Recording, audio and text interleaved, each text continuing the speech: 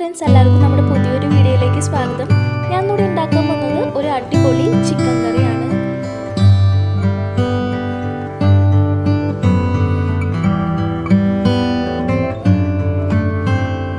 ചപ്പാത്തിയുടെ കൂടെ ആയാലും അപ്പത്തിൻ്റെ കൂടെ ആയാലും ചോറിൻ്റെ കൂടെ ആയാലും നമുക്ക് അടിപൊളിയായിട്ട് കഴിക്കാൻ പറ്റുന്ന ഒരു ചാറോട് കൂടിയിട്ടുള്ള ചിക്കൻ കറിയാണ്.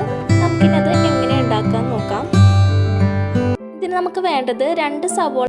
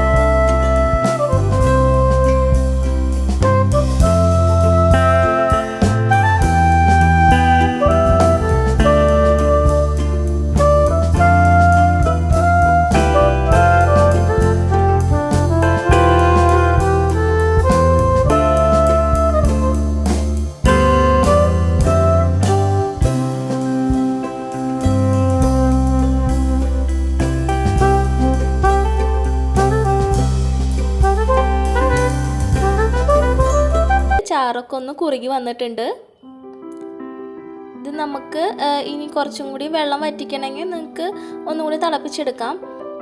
ചപ്പാത്തിക്കൊക്കെ ആകുമ്പോൾ ഈ ഒരു കൺസിസ്റ്റൻസി നല്ലതായിരിക്കും.